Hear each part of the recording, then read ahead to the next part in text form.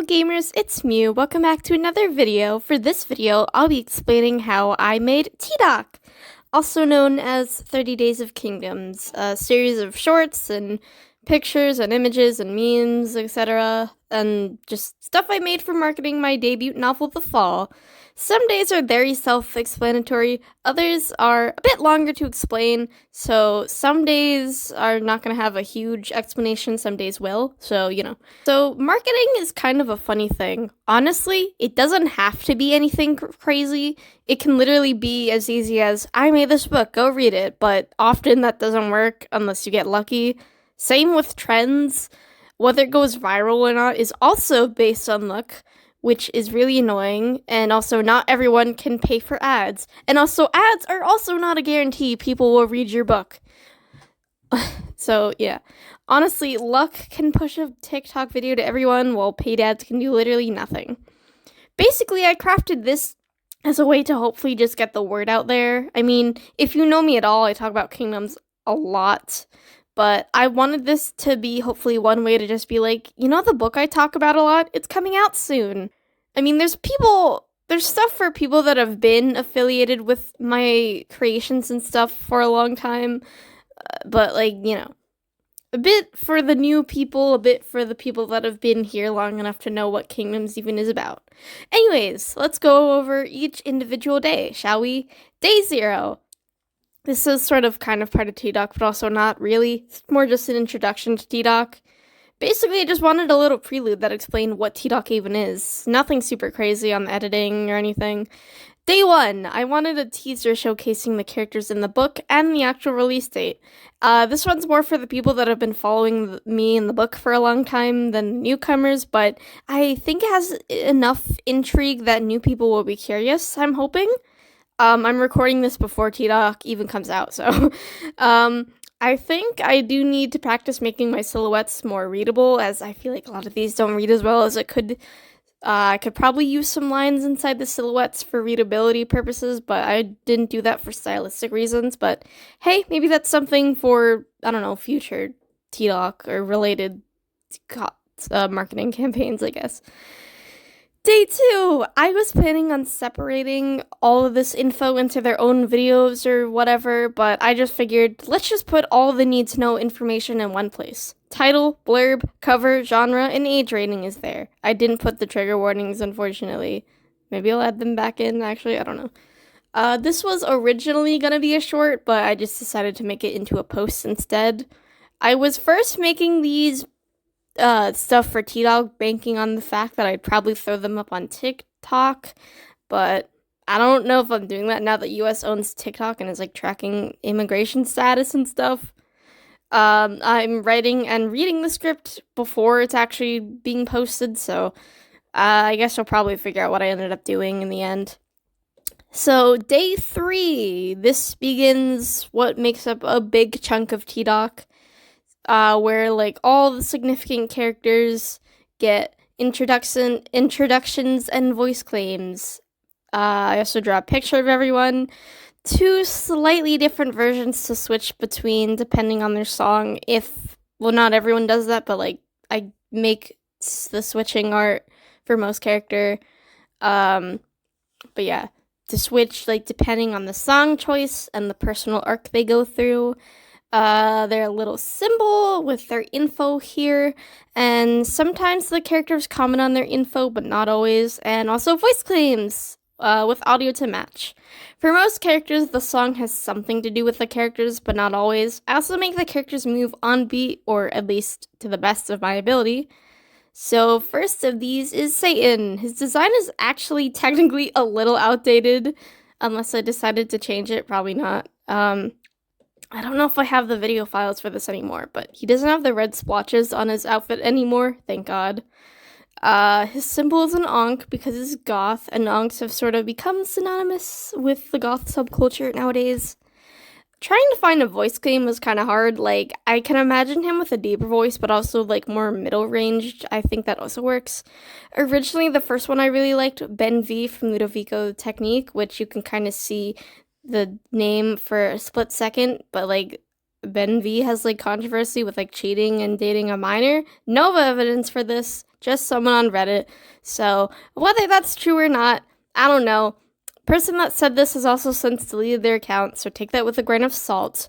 But I still felt personally icky having his voice involved, so I changed it to Romel Regulacion, lead singer of Raised in Black, and today far cry from Ben V. However, honestly, the more I listen to it and stuff, the more I get used to it. So I'm sticking with it. Honestly, though, my voice headcanons can be fluid, so there's potential for his voice to change in the future if I can think of something different. Day 4. This was Arsene's day. That's how it's pronounced. I know Arsene is like technically pronounced Arsene, but I just prefer Arsene, even though I feel like it is probably a little bit stupider than Arsene. Anyways, I wanted a version of her with her eyes on full display, and another where they're covered and bloody. Information is self-explanatory. Her symbol is a wing, as she's as a patron goddess of angels, though it should be noted that she herself is not an angel. I've always imagined her voice to be soft, gentle, and delicate, which I thought Lila Romani's voice from the band Crumb was perfect. That's been a voice claim I've had for her for like a long time, so yeah. Day 5, this was Nico's day. Obviously, I had to draw him in his Book 1 design, which, if you've been following me for a long time, it's a far cry from his design for Book 2 and onwards. Glasses are his symbol, though by the time of Book 1, he mostly wears contacts. I wanted his expressions in both of his drawings to be sort of reluctant and nervous looking. Information is self-explanatory, not much I can say here. I've always headcanoned his voice to be Tom Lehrer. May his memory be a blessing, may I add, though I know the song choice may raise some eyebrows. I don't listen to any other songs from Tom Lehrer, to be honest, but I do think this is relevant to his character arc. If you know, you know, and if you don't, well, you'll figure out in the book, so you should go read it, maybe, if you want. So, Ears' day. Most is self-explanatory, but the voice is perfect. It's got that edge and rasp, sorta, that I imagine Ears with.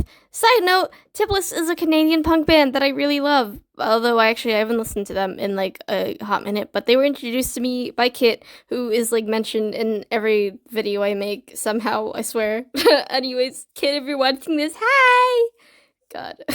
Okay, day 7. This was Takahiro's day. For this, I wanted him to transition between his normal self and his full shadow elemental form, which basically lets him transform into a being almost entirely of shadows, except for his eyes and his mouth. They glow like a golden color.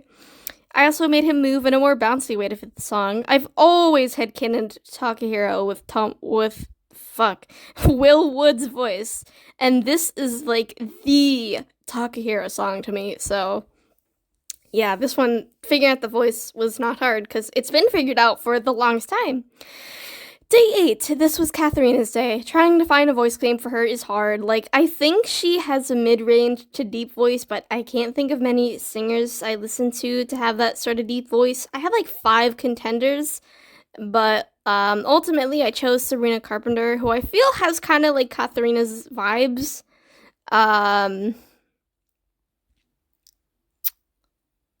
Yeah. I know there's like some controversy about Sabrina Carpenter, but like, I don't know. Yeah, I'm not going to get into that here. Like I said, my voice claims can be fluid, so maybe I'll change it in the future, but I'm just gonna stick with it. I don't know if I'll have enough time, honestly. Okay, day 9. This was Lucifer's day. For his, Arisa, and Arya's days, I wanted them to be on a missing poster that's flowing into the wind, but I didn't pull that off very well. I only recently realized a way I could have done this. And then I want their modern designs to show up as shadows. Lucifer's was like the most egregious example. I also unfortunately made it so you can't see the text on his missing poster, which is annoying, but if I just include the art somewhere, it should be fine, hopefully. For his outfit, I drew him in something more Roman, think like 1 BC, because he's been missing for almost, I say 1,000 years, but it's more like 2,000. Why did I say 1,000? His voice claim isn't the most thought out. I only really thought of Corey Taylor from Slipknot or Jonathan Davis from Korn. I'm I only listen to like one Korn song, and like I've listened to Slipknot. I'm not like a super fan. Um, Honestly, I feel like I probably could have researched like punk bands and made a punk band a voice claim. Uh, but like genre doesn't necessarily matter to me. I don't listen to many punk bands. Like I listen to Tipless, Juliet's Got a Gun, Early Susie and the Banshees counts, I think. Yeah, that's about it. And none of them have masculine voices that would fit anyway, so I'd have to dig into punk bands. Anyway, I guess that's something I could do for if book 2 or something. I don't know.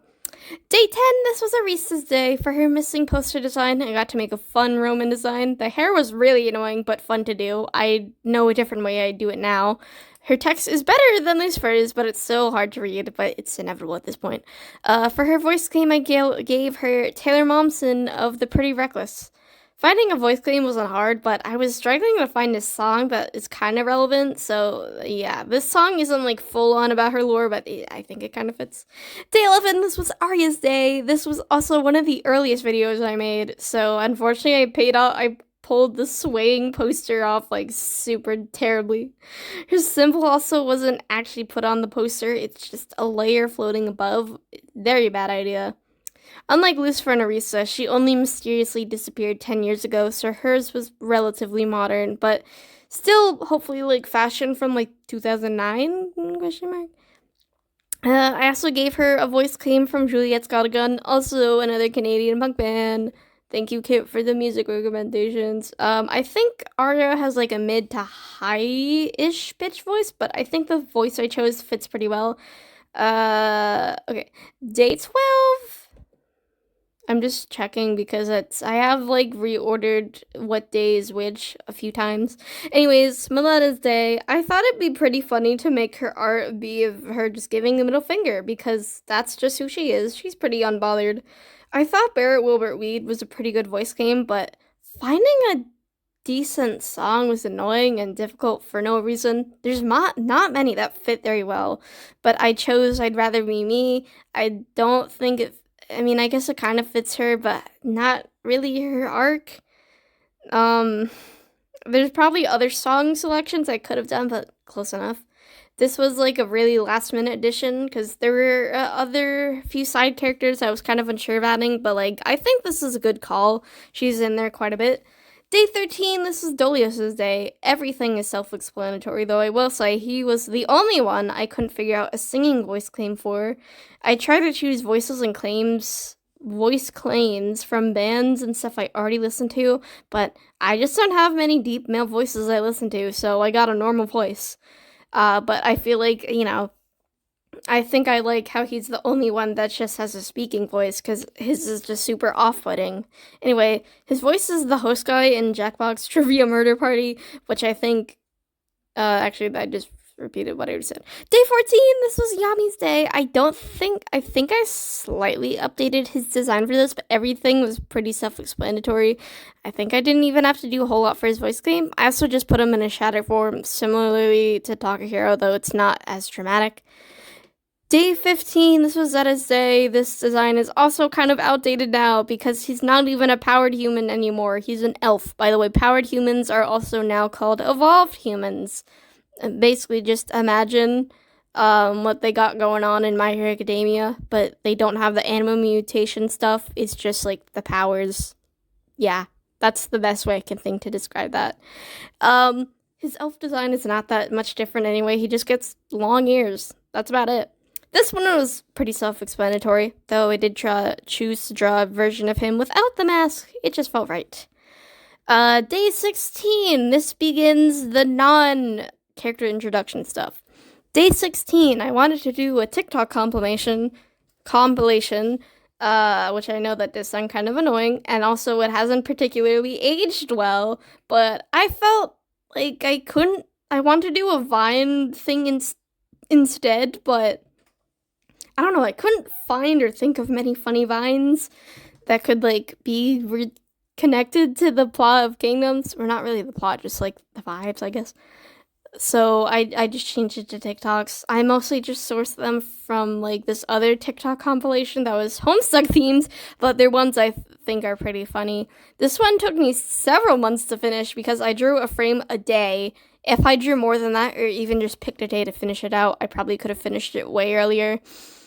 Um, I also got to draw some 2000s, 2010s outfits for a lot of the characters. I wouldn't say these TikToks fit book one, but more pre-book one. Book two, when that comes out, I'm guessing if I did this again, it would probably be more relevant to the events of book one, though who knows. Day 17, since the TikTok compilation took so long, I also started drawing random memes on the side, but like a lot of them were super depressing, so I don't know if they're really memes anymore. At first they were drawovers, but I got kind of lazy and I just did more simple edits. I was gonna explain them, but honestly, they don't need explaining all that much. Day 18. I sort of had a big Just Dance phase anymore, not so much anymore, but I thought it'd be fun to see who would play what in a Just Dance game. This isn't an exhaustive list. I probably have enough ideas to make like 2 more 20 slideshows, but I thought this was a good start. I'd do a sequel to this possible someday, maybe. I don't know. Day 19, I did some belated Valentine's Day cards for everyone. Some of these are very blatant ship teasing and sort of spoilery, but whatever.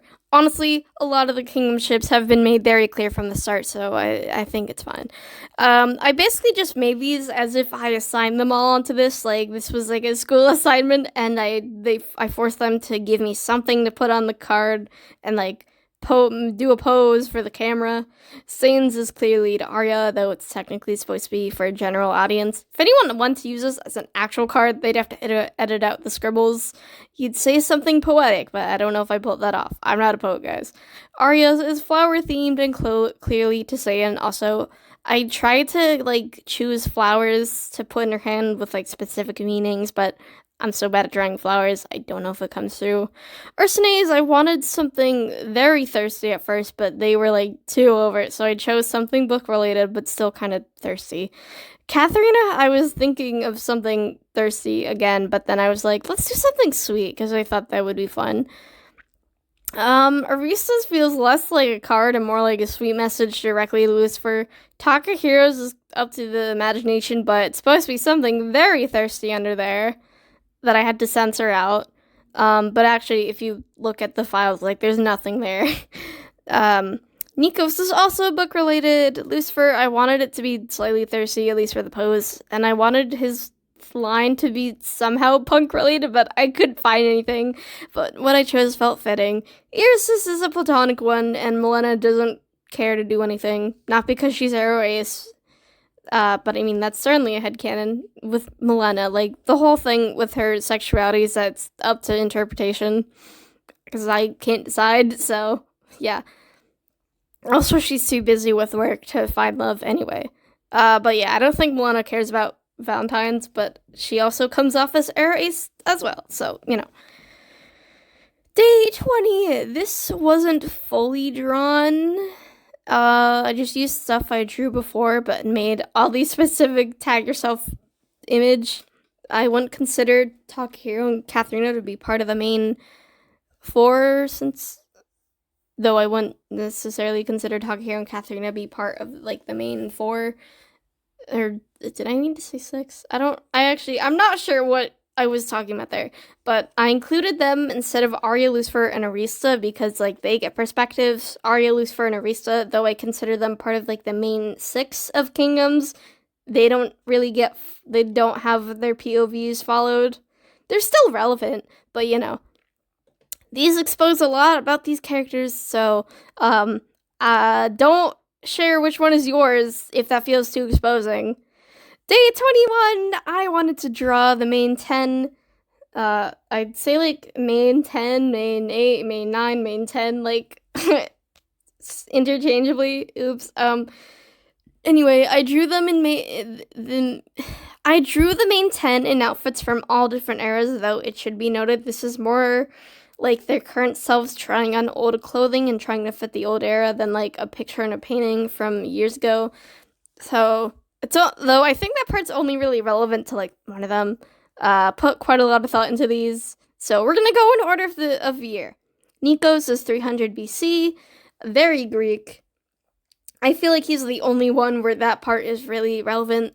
Purple dyes were a thing, but mostly for the rich, so I did that. And I feel like he could be a headband guy, so I gave him that. Patterning on the stuff on the bottom was also common, so I added that as well. Takahiro was designed to fit the 1770s, which had like white and gray padded wigs with those high pants. I honestly don't feel like I did anything crazy except for the wig, which was based off a very exaggerated drawing from the times. So, yeah. Good silhouette. Milena was based off of 1848 Czech women's fashion, though I initially wanted to do like hundreds, like not that century, but like I mean like or no, the thousands fashion in the Duchy of Bohemia, but I couldn't find much of anything, so I chose from a later date. While Milena isn't feminine anymore, I like to think that she used to be. For the time period, they had those curled ringlets in the hair and this overcoat look, I guess. The color I chose was directly from one of the pictures I was using as a reference. However, I was thinking for this drawing, it was mainly like in indoor setting, which is why she doesn't have a hat, which I think hats were common for outdoors. Not much else to say. For Arista, I like to think she absolutely loves 1920s flapper girl fashion. She loved not having to hide her ankles and the rebellious nature of it. The makeup might not be exactly accurate. It probably looks more goth more than anything. Don't have a lot to say except the veil isn't really accurate. It's in there because that's something Arisa has owned forever. Oh, and of course, there's demonic motifs in there as well. She is the patron goddess of demons, after all. Lucifer is 1970s punk, which I struggle to draw anything punk related solely because I don't do like complicated art or fashion or anything. Like I'll do some detail, but patches and spikes and stuff and maximalism associated with punk is something I struggle, as my instinct is to simplify. I couldn't really figure out the patches at all. Like I put on 3 patches that you can barely see, but I hope the rest sort of makes up for that. I also had to figure out how to draw mohawks, which was fun. Satan is the one I had the most fun doing. I mean, he's my favorite, so he's the one I naturally talk about the most. But anyways, 80s goth fashion, as it was initially an offshoot of punk, and like, it still is in a way, was very similar to punk when it first started up.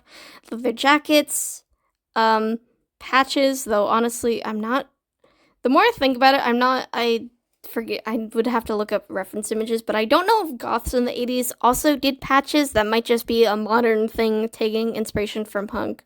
I don't know.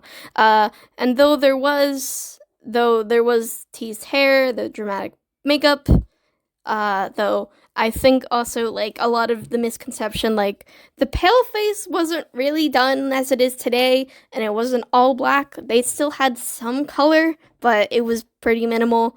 Like I think like eyeshadow wasn't black. Like and lipstick also wasn't black. I don't know. Like I hear like black lipstick was either very rare or it didn't exist at the time, so it was like darker colors. The makeup is very Susie inspired, but I feel his hair is more like Patricia Morrison. I don't think ongs were quite a popular thing in the subculture yet. I don't think they caught on to like the 90s, but it is his symbol, so I gave it to him. Maybe we could just say he was like an early adopter of that thing, because like goth was definitely inspired, at least in the makeup, by like Egyptian stuff. I didn't really put patches on him. I can't remember why, honestly, but I think the accessories and the spikes more than make up for that. And he also has wickle pinkers, and he put tail dye on his tail, but I probably could have made him accessorize his horns more as well. Like, I probably could have done black horn dye or maybe even fishnets, but too late. Katharina gets 2000s fashion, big jeans, the thong on the sides. I think they call that a whale tail? Butterfly hair clip in a big puffy ponytail, heart corset top. This piece was one of my favorites, mostly because of the shading. The lighting also makes her hair look more red than dark fuchsia, but honestly, red suits her. I promise I'm not saying that just because she's Irish. Iris is like 2010 scene, the later scene styles, though I don't know if she reads more 2000s or 2010s. If you were a scenester back in that day, let me know if this was accurate. I also wanted her to have curly scene hair because I see so many scene kids with straight hair, and we gotta stop making that the standard because not everyone has straight hair.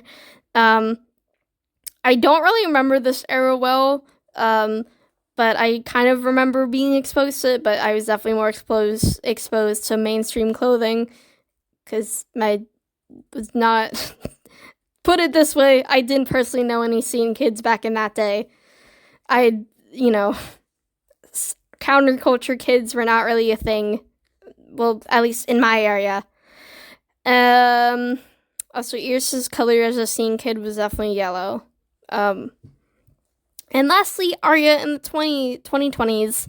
I remember during COVID, cottagecore became a huge thing with like escapism from shitty reality, and I wanted the opportunity to make cute alternate cottagecore outfit with her. It kind of came out kind of ugly, but I think the pigtails with flowers came out really cute at least. Day 22, this one isn't anything crazy. It's literally just a playlist I made for Kingdoms. I do have playlists made for the characters themselves, as well as just Kingdoms as a whole. But I made one just for book 1. Some of these are more vibes, others have a more deeper meaning, but I'll leave it up to you to glean the meaning from everything. But maybe someday I'll do a write-up on these songs' significance to Kingdoms, maybe as like a Patreon thing? I don't know. Day 23. Hold on, I lost my place. I think initially I was gonna find some cut scenes or cut dialogue that sounded really bad, but I just decided to explain cut lore. Also, if I looked at the cut scenes or dialogue, I would put myself through so much shame and stuff. Anyways, honestly, I think the stuff I've cut could be a whole video on its own, but arranging that sounds annoying. Maybe that'll be the case. Day 24. Animatic preview. This isn't technically done at the moment, but I've been planning. This has been a plan for the year. Finally did it relatively quickly, thank God. I was a little afraid because the Canada video took so long. Anyway, I used the opening one of Kakegurui more for the vibes, not so much for the lyrics, but if the lyrics do relate, they are in red. But yeah, I planned out all the individual frames and stuff. Yeah, it's kind of hard to explain what I did, but just tried to hint to the stuff that happens in the book. Nothing like too late in the book, but But yeah, that was day 24, right?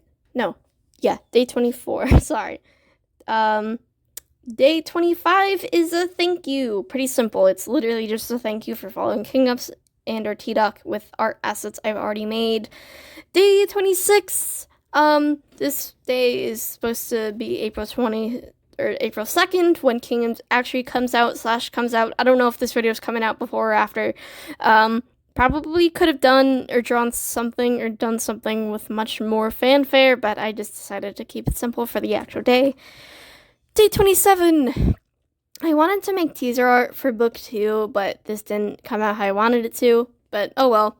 I'm not saying anything about this book, though. You'll have to determine what this means and what it's teasing. So, it'll make sense if you read the book already. Maybe. I don't know. But if you have an idea of what this means, shh, don't tell anyone. Day 28, since there's definitely going to be some time in between when book 1 and book 2 comes out, I made a reading list of books to read in that time. Initially, I wanted this to be solely Indian self-published authors on the list, but I truly just have not read as many Indian self-published books as I would have liked. Like, I've read quite a lot more now, but I think there's only, 2 on here, maybe. So, this is just general books I like. I wouldn't say these are similar books to Kingdoms, but, they did inspire me and Kingdoms, so if you did or you do like The Fall, I think there's a pretty good chance you'll like these books, too. Please read these books. There needs to be more discussion around these books, particularly the ones by Silas Johnson, who also appears in, every other video of mine. He's probably also watching this, too. Hi, Silas! Okay. Day 29.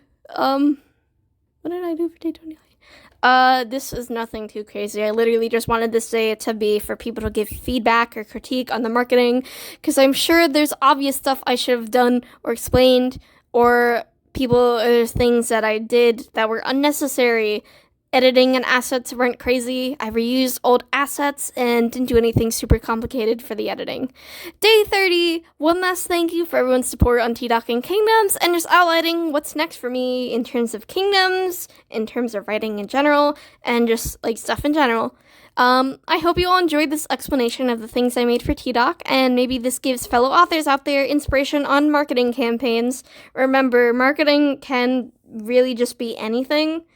Though, like, it's a lot of luck involved. Even if you pay for ads, there's no guarantee they'll do things. But, this took a lot of work, over a year's worth of work, in fact, because I started this February of 2025, long before I knew when Kingdoms was coming out. I'm probably going to do something similar for all future stories as well. Let me know what day was your favorite and least favorite, and general thoughts on this. Okay, so that was supposed to be the end of the video, but I have been meaning to put this fan art at the end of the video for, like, a while. And, like, every time I'm like, oh wait, I gotta do that, I keep forgetting. So, good job me. I'm doing great. Anyway, this is fan art I commissioned of Satan and Arya. I would hope at this point you're not surprised. I probably don't even need to tell you that if you're watching this video, probably. But anyways, I commissioned a treat for myself. I promised myself that when I finish Kingdoms, I would get a commission as a treat to myself. Although, okay, I guess I'll say it. With stuff that happens in book 1, this is probably not the couple to commission, but whatever. I love them so much. I love them so much. And I commissioned this from Silas, Silas J. Art. He's, like, everywhere. That sounds like a threat. Oops. Anyway, this is the fan art reel that's been missing for a while. Just haven't been really getting fan art to show. But, yeah. This is fan art I got of Sataria, and you should all commission Silas and tell him to double his prices. He did raise his prices, like, I think everything is like $5 extra, but I still think they should be double. Everyone go comment on all his platforms and tell him to double his prices immediately. Anyway, thank you for watching this T-Doc video. If you don't want the explanations, you just want to see everything in one place, I have to put together the compilation video, but not gonna be as hard as putting this together. This took almost all day. Jesus Christ. Anyway, thank you for watching, and this is the actual end now. Goodbye!